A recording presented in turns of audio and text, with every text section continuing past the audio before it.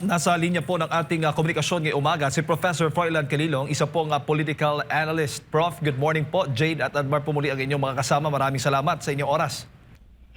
Yes, good morning Jay, good morning Admar, and magandang umaga po sa ating mga taga-subaybay.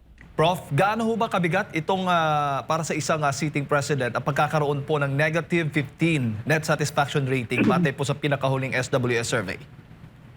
Actually, mabigat siya talaga, no? And kikita natin that there's really this downward trend or downward pattern, nagsimula pa ng nakaraang taon, and this does not really, give us a very good impression about how the country is being managed or how the country is being governed, and siguro mahalagang makita natin dito is concern ba yung Pangulo, no? Meron ba siyang pakialam sa pagsadsad ng kanyang mga numero? Kasi kung titingnan natin, surveys are naturally benchmarks, they're actually gauges. Pwede siyang maging prescriptive mechanisms para ayusin mo yung iyong panunungkulan. Pero kung makikita natin, kung nakita na niya na last year pa lang na sumasadsad na yung kanyang mga numero, pero wala namang tangible na sabihin na natin pagsasaayos ng mga reforma, agenda ng pamahalaan maliban sa pamumulitika, I think this gives us the impression that the president may not be very much concerned about his numbers, no? At wala siyang masyadong pakialam dito. Pero this is very, very alarming, no? Not only for him, pero for us, as a country, as a nation, because it gives us the message that the government is really not focused on delivering the much needed reforms, especially right now that we are traversing through this crisis. Hindi natin nararamdaman yung presensya ng pamahalaan, kaya nabibigyan siya ng ganong kababa na marka, no? And again, this shows indifference, this shows apathy, on the part of the government na nararamdaman ng taong bayan. Issue ng ekonomiya, yung inflation, presyo ng mga bilihin at kabuhayan. Yan po yung mga kabilang po sa mga factors na naging dahilan ng pagbaba o pagsadsad nitong rating ni PBBM, Prof. Pero kanina nabanggit po ninyo focus. Saan ba mas nakafocus ngayon ang Pangulo sa halip na ito pong mga bagay na nabanggit po natin ang pagtuunan, itong mga problema ng ating mga kababayan? Well, without a doubt, it's really about politics at this point, no. And the mere fact that he allowed the impeachment to go on and to proceed, is already a manifestation na talagang ang focus ng gobyerno ngayon is politika lamang, no? And syempre, hindi lang basta-basta politika. I think it's really more of self-preservation heading into 2028, no? Because alam niya at alam din naman ng mga kaalyado niya na kung hindi nila mapipigilan si VP Sara sa pagtakbo, at eventually maaring manalo, talagang magiging malaki ang epekto nito sa kanila, no? Particularly doon sa mga patong-patong na kaso na maaari nilang kaharapin, and of course the backlash of the people against them, and how they will, many of them may not be voted anymore in 2028 elections. And given the premise na matutuloy yung election, na dapat talagang matuloy at hindi na pwedeng iantala yun dahil sa mga mali nilang mga panukala, no, particularly in the no election scenario. So essentially this is really about politics, and syempre when you are too focused on politicking, talagang nawawala yung iyong attention tsaka yung iyong yung focus mo doon sa mga mas mahalagang mga issues. And basically I think it's very clear, no, na yung ating mga kababayan, yung kanilang mga pangunahing pangailangan ay hindi talaga natutugunan, no? Yung inflation is very, very high right now. The peso-dollar exchange rate is at an all-time high. There is capital flight. Investors are not really, inclined to investing in the country because of the very unstable political climate and among many other things, So, syempre kapag yung tinatawag nating gut issues na ang nakasalalay, kahit mga loyalist siguro, no, ni Marcos, magbabaliktad sa kanya, lalo na kapag nakakaramdam na ng matinding kagutuman. Bagamat sinasabi po ng palasyo na wala pong kapangyarihan o hindi baga itong nangyayari ngayon dyan sa Senado, Prof, ay wala pong hindi hawak o nasa jurisdiksyon ng Pangulo ang mga nangyayari dyan po sa Senado, lehislatura, kumbaga. Pero kayo ba'y naniniwala na kahit papaano ay naiimpluwensyahan pa rin, may impluwensya pa rin, may baga basbas pa rin mula sa Pangulo ang mga nangyayaring tensyon dyan sa Senado? Well, hindi po pwedeng wala, no?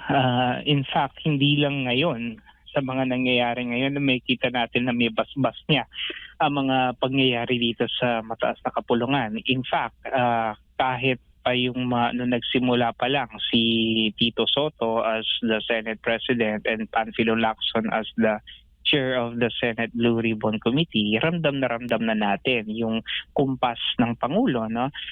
Kung paano talaga nailihis ang investigasyon, kung paano pinagtakpan yung mga dapat sana ay makasuhan at maimbestigahan. Lahat naman yun, merong I mean, let's not be hypocritical about it. I don't want to sound, no, na para bang hindi tayo nagiging totoo sa ating mga kababayan. Pero the truth is, talagang kinakailangang ilihis yung investigation because if they are not going to do that, talagang all roads will lead to Malacanang. And the President, kahit ano pang deny niya, kahit ano pang sabihin niya na hindi siya kabilang kasama dito, talaga namang tinutumbok pa rin siya ng lahat ng mga testimonya, lahat ng mga ebidensya, no? And syempre kinakailangan niya talagang i-maneuver, no, yung Senado palihis doon sa investigation. At ngayon naman nahiraramdaman na natin yung maneuvering dahil nga sa dalawang bagay, no? Itong napipintong impeachment, pagsimulang impeachment at yung pagre-reopen ng Senate Blue Ribbon Committee investigations on flood control. So syempre kinakailangan niyang siguruhin na magkakaroon talaga ng maayos na impeachment proceeding at yung botohan sa impeachment, no, later on. Kaya nga this early sinisiguro ng ombudsman, no, na yung mga senator judges na sangkot sa flood control makasuhan, no. Syempre para nga hindi sila maka-attend sa plenary at para hindi sila eventually makaboto so that mas magiging madali para sa kanila yung makuha yung numero, no, ika nga.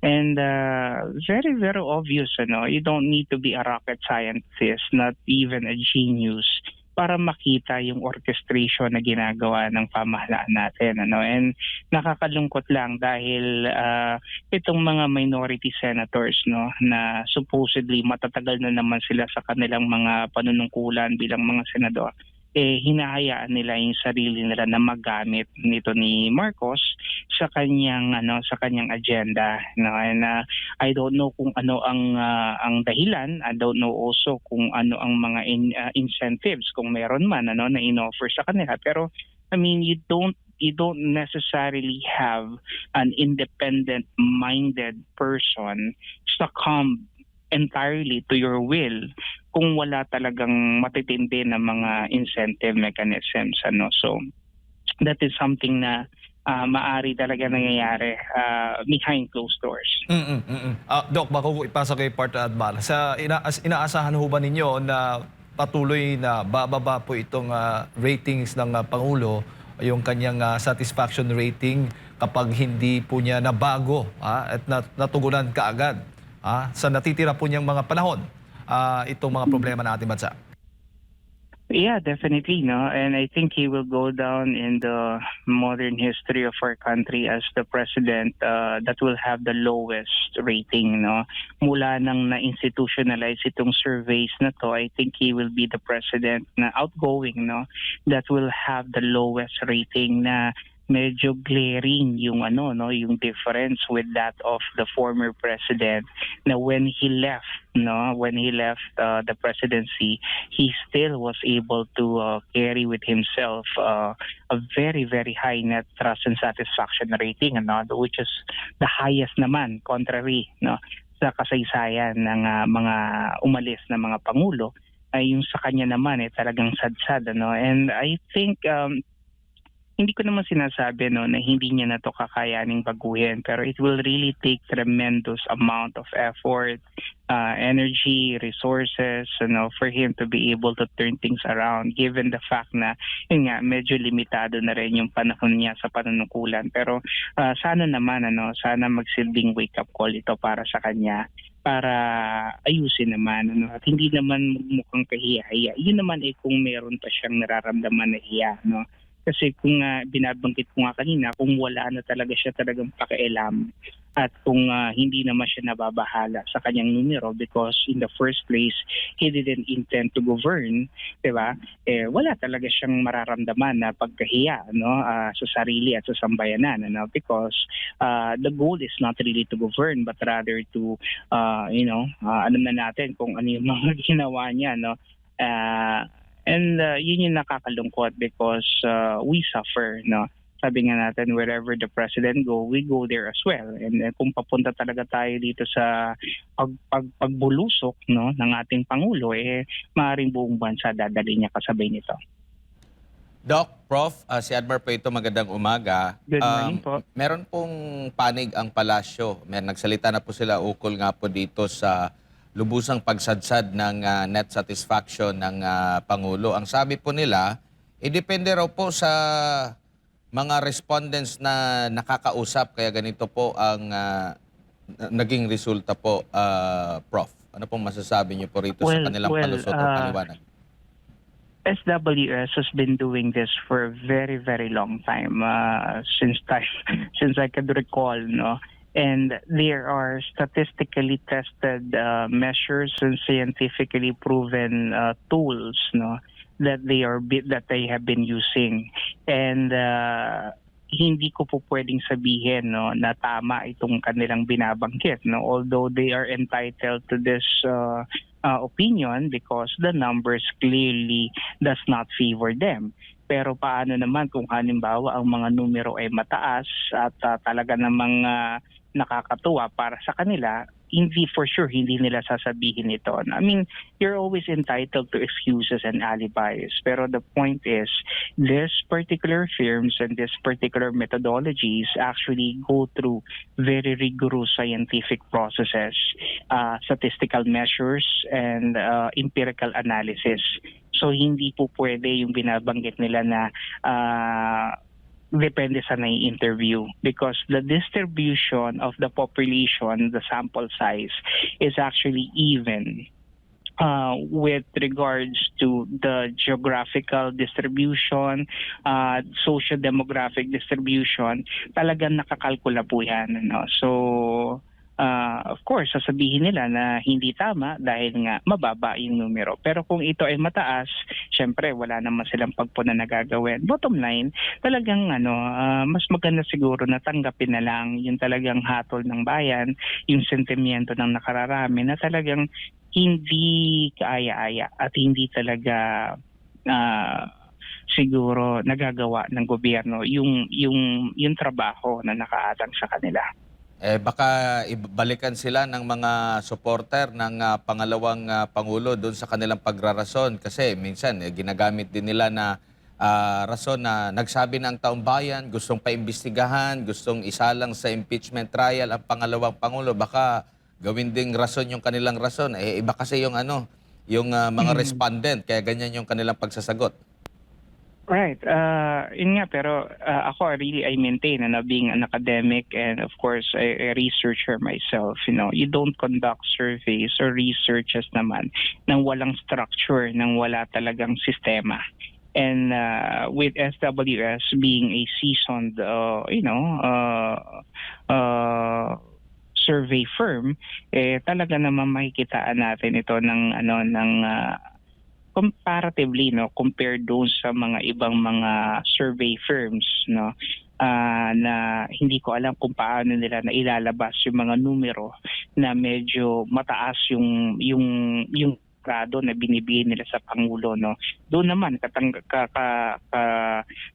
katakataka rin, how are they able to get those numbers when in fact the other survey firms halos pare-pareho yung mga baseline results nila, hindi nagkakalayo. And then kapag may isang survey firm na umaalagwa at mataas yung antas ng pangulo, parang magtataka ka, saan planeta ba kinonduct yung survey, kasi ideally dapat yan, kung may isang survey firm, dalawa, tatlo na survey firm, dapat merong merong parang pattern. There's already a trend na nakikita. So if there's one particular survey firm, and I hindi ko na i-disclose kung anong pangalan, pero I think alam niyo naman din kung na nakikita mo talaga na mataas yung pangulo, So mapapaisip ka, paano nangyari na yung tatlo, apat na survey firms pare-pareho yung numero, mabababa, tapos siya lang yung mataas, So iisipin mo kung saan universe pa nila ginawa yung kanilang survey. So these things, yung sinasabi natin manipulative nature ng ilang mga survey firms, po pwede makita rito. Pero ang tignan natin kasi yung trend, the trend and the trajectory ng mga surveys. Tignan natin yung mga common grounds, at yung mga commonality pagdating doon sa mga numero. Opo, at bago lumabas yung survey na yan, Prof, last May 18 ay merong pahayag ang Pangulo noong nagkaroon ng aktibidad siya dito sa lungsod ng Makati. Quote-unquote, ang sabi pa niya rito, asahan po ninyo na ang inyong pamahalaan ay hindi po natutulog, hindi po nagbabakasyon, walang ginawa kundi mag-isip ng paraan kung ano ang pangangailangan ng taong bayan, kung ano ang pangangailangan ng ating mga naghihirap na kababayan, kung ano pa ang aming magawa para makatulong, ito po ay aming ginagawa. So ibig sabihin, actually, paulit-ulit din itong sinasabi ng Palace Press Briefer Undersecretary Castro na hindi na nga natutulog daw ang Pangulo sa pagtatrabaho. So kung ganito po ang kanyang sitwasyon tapos hindi pa rin ramdam ng taong bayan, parang same as useless ba yung kanyang pagtatrabaho or kukulap? Prof, ano tingin niyo po? Well, hindi natin sigurado kung yung hindi niya pagtulog ay dahil sa hindi pagtatrabaho, Maaaring may ibang dahilan bakit hindi siya makatulog, pero definitely hindi ito dahil sa paggawa ng mga hakbang na makabubuti para sa ating bayan, Kasi nga, unang-una, wala naman talagang tangible program or masasabi natin na groundbreaking program itong gobyerno ni BBM as of late, even before naman nung nag-start ang kanyang administration, wala naman talagang masasabi na flagship program, Infrastructure, tinuloy yung kay President Duterte before, nangyari? Flood control, ghost projects, infra, mesh.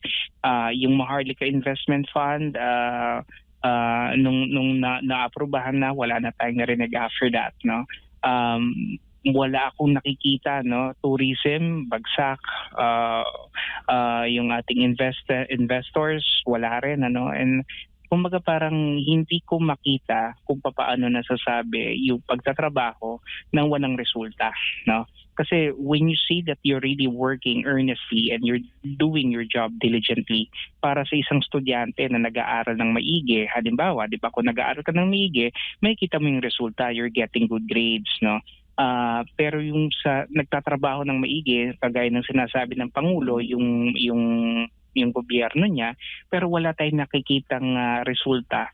Parang meron yatang disconnect somewhere along the way, may hindi nagtutugma, So that's the sad reality. At yung hindi niya pagtulog, maaring sa ibang kadahilanan, hindi ko nasasabihin siguro kung ano, pero I think what is really important here is for the president to really shape up, no.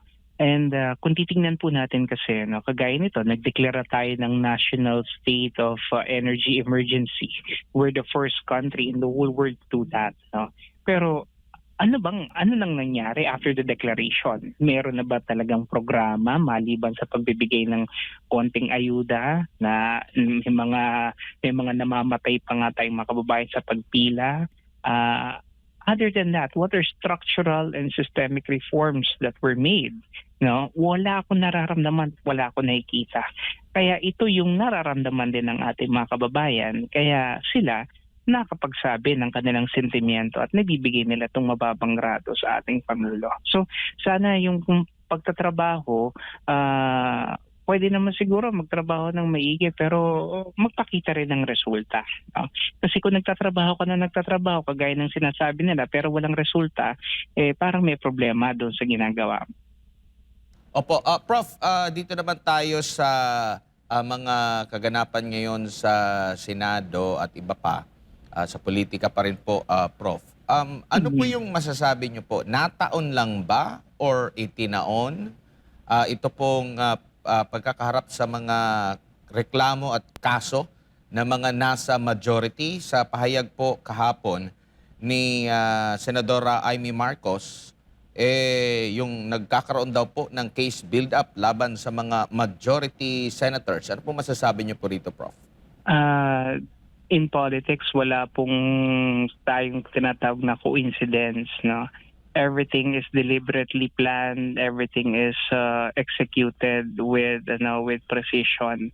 Hindi po ako naniniwala dito, no, na ngayon lamang because alam naman natin na matagal na panahon na silang nababanggit, no. So kung talagang desidido ang gobyerno na to na talagang panagutin sila, dapat dati pa na i-file yung mga kaso. Pero bakit hinayaan pa na magkaroon ng realignment at pagbabago ng liderato dito sa Senado at nung nakita nila na itong mga tao na to, no, pumapabor ngayon sa majority, sa kanila atakihin at sasampahan ng kaso, maliwanag, you're weaponizing the legal process. You're weaponizing the legal system to your favor, no, to exert pressure among the senators. Hindi ko lang maintindihan kung sila ba'y hindi nag-iisip, no, o kulang ba talaga sila sa sapat na talino at paggabay na ginagawa nila to ng hindi ba nila nauunawaan yung implication nito at saka yung impression na at perception na ibinibigay nito sa publiko na para tayong nasa isang mini martial law, diba? Na yung mga kumakalaban sa gobyerno, kanilang aatakihin, at gagamitin nila lahat ng possibilities, no, para lang masiguro na sila ay papabor sa kanilang agenda. And I think this is not something that we expect from the government, no, especially nga ngayon na ito nga medyo pasimula na yung impeachment, pasimula na yung Senate Blue Ribbon Committee. Siguro kinakailangan talaga rin that Senate President Alan Peter Cayetano and the rest of the majority, they need to hold their ground, no. They need to hold their ground and they need to really put up a good fight back against this very oppressive and arbitrary ruling na ginibigay nitong pamahalaan ni Bongbong Marcos sa atin. Opo, Prof, tingin niyo po gumagawa ng maraming kalaban ang kasalukuyang administrasyon at mga kaalyado nito? Well, yung paggawa niya ng kalaban, incidental lang 'yon, sa kanyang hangarin talaga. Deliberate kasi deliberate talaga yung kanyang attempt na siguruhin na yung kanyang self-preservation will be done way after the 2028 elections kasi alam ni BBM na sa dinami-dami ng mga kasalanan, pagkakamali na ginawa niya sa mga Dutertes. At kapag nanalo ang mga Dutertes, maliwanag kung anong mangyayari sa kanya, no? At hindi lamang ito tahasang pagganti, ng mga Duterte, ito ay pagpapanagot doon sa maraming kasalanan na na ginagawa niya at ginawa niya sa ating bayan, no, na maaaring sa ngayon walang nangangahas na sabihin at ilatag itong mga pagkakamali ito ng gobyerno dahil nga sa takot, no, o dahil sa intimidation, o dahil na rin sa ginagamit niya yung resources ng gobyerno para patahimikin lahat, no. Pero immediately kapag nawala na yung kanyang kapangyarihan, kapag natapos na yung kanyang termino, dito talaga siya nangangamba, no. Kaya nga ginagawa niya lahat ng pwedeng gawin to ensure, no, na si VP Duterte ay hindi makakatakbo at hindi siya mananalo para sa kanya, no, at sa kanyang mga kaalyado. It's interesting to note, no, kung after this administration at kung sakali man na manalo nga itong si VP Sara Duterte, I'm really interested kung saan pupunta itong mga tao na to, no, kung ano yung mga exit plans nila at kung saan lupalop kaya ng mundo sila magtatago, no, isa-isa. Opo, huling topic na lamang po yung nangyari po sa Senado kamakailan noong Wednesday po, no? Wednesday or Tuesday po, Prof, no? Ano po yung masasabi niyo po dito sa naging pag-walkout doon po sa sentro ng debate dahil hindi sila magkasundo doon sa rules, magkakaroon sana ng botohan, pero para maagapan ba yung botohan, nag-walkout para ma-question yung quorum, Prof? Well, number one, you don't walk out, no. You are senators, ang talagang laban. Talagang laban, ang debate, ang tagisan ng talino at talas ng pag-iisip nasa plenaryo at wala sa pag-walkout, no. Nung nag-walkout sila, para na lang nilang sinabi talaga na wala silang sapat na kakayahan, no, na idepensa yung kanilang posisyon. Although I think naman meron din naman silang gustong ipunto, no, pero hindi kasi sa pag-walk out, when you walk out, immediately the mandate and the function given to you by the government parang mo na rin siyang tinatalikuran, ano. So yun yung nakakalungkot kasi sa mga politiko natin ngayon, sa mga senators natin ngayon, lalo na sa minority, no, na parang sinasabi nila na ayaw nila ng drama, pero I think walking out is the highest form of drama, no, theatrics, no, kumbaga, and optics. Pero where does it get us? Nothing, no, kasi walang na-resolve, no, unless and kung sana nag-usap, nagdebate, nagkaroon ng mga rebuttals, at least naipakita rin sa taong bayan sana yung positioning nila. Pero you don't just simply walk out, because walking out is also walking away from your function and your mandate as a senator.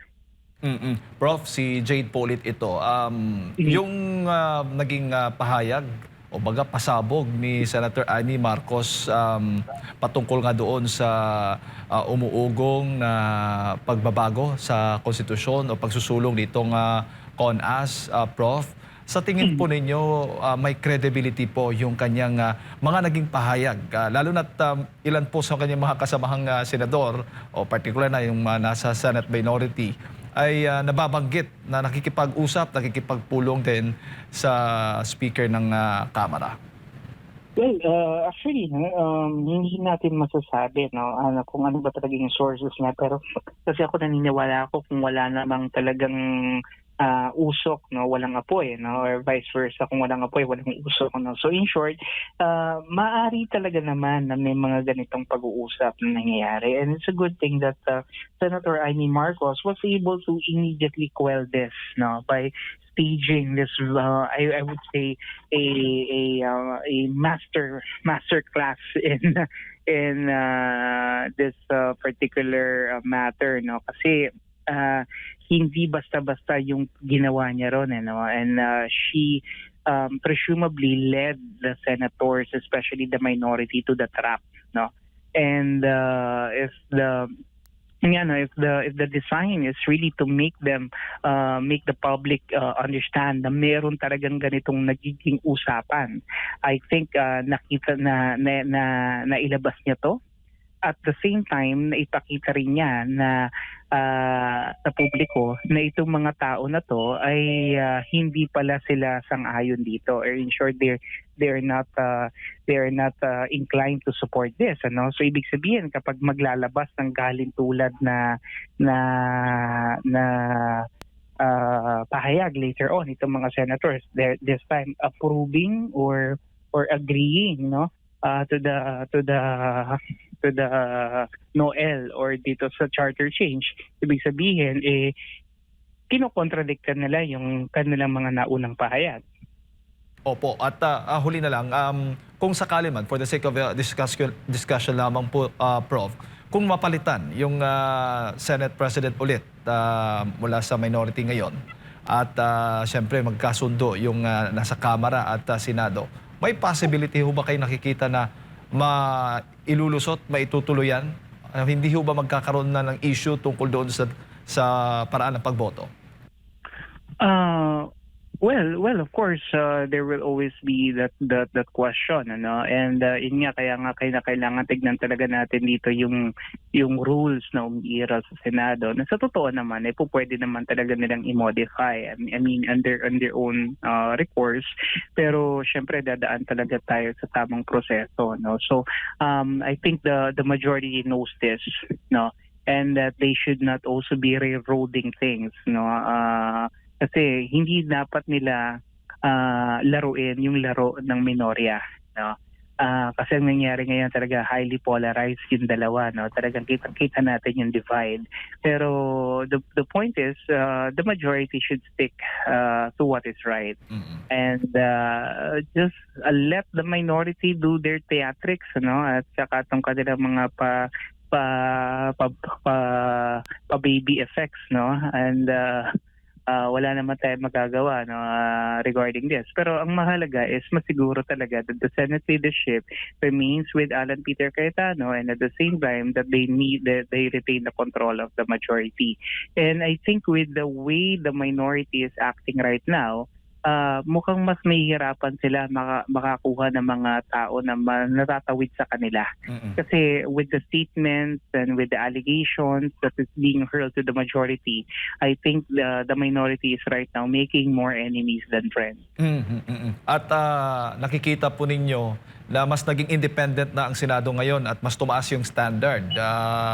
Baga opposite po sa mga sinasabi po ng mga kritiko nila. Actually, no, although syempre ang narrative lagi rito ng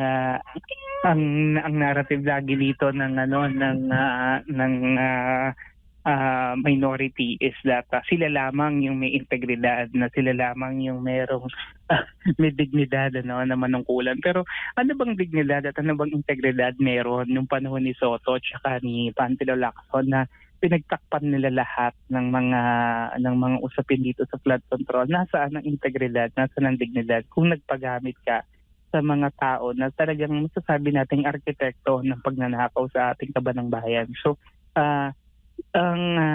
hindi pa rin nagbabago, no, yung claim ng minority, no. Syempre nandiyan si Bam Aquino, nandiyan si Kiko Pangilinan, yung moralistic parang high chair nila, na para bang sila lang yung magaling, all the rest is marumi, all the rest is hindi tama, 'di ba? Na para bang sila lamang yung may integridad at dignidad, no? And it's a good thing nga, no, na ibinilik ni Senator Loren Legarda sa kanya yung ginawa niya noong 2004, kay Senator Loren Legarda. At maganda paminsan-minsan, no, na nabibira at saka nababara itong si Senator Kiko Pangilinan para naman medyo nababawasan yung kanyang angas at yung kanyang akala mo napakahusay at napakagaling at napaka-pino ng kanyang pagkatao. Pero yun ang kailangan natin siguro talaga makita rito, na saan ba nanggagaling itong mga claims na ito ng minority. Ayan, siguro Prof, yung huling mensahe sa lahat ng ating mga kababayan, na inaasahan ba natin na talagang hindi na matatapos itong ganitong problema natin sa politika sa ating bansa? Well, kapit lamang po, no? At medyo this is going to be one long ride, ika nga, no? Especially right now, nakitang-kita na talaga natin the lines have already been drawn, especially in the Senate, and we just hope, no, na maging maayos pa rin naman. Ang goal naman talaga natin dito is makita na maging maayos ang ating bansa. Na siguro kinakailangan lang na talaga natin na for now magtiis muna, 'di ba? Hanggang sa matapos itong kalbaryo na dinadanas natin ngayon, and hopefully naman by 2028 magiging maayos na sa atin ang lahat. Yun lamang po at maraming salamat. Good morning po. Thank you, Prof. Good morning po sa inyo. Mga kababayan, si Professor Froilan Calilong, isa pong political analyst ang ating nakasama na pakinggan po ngayong umaga.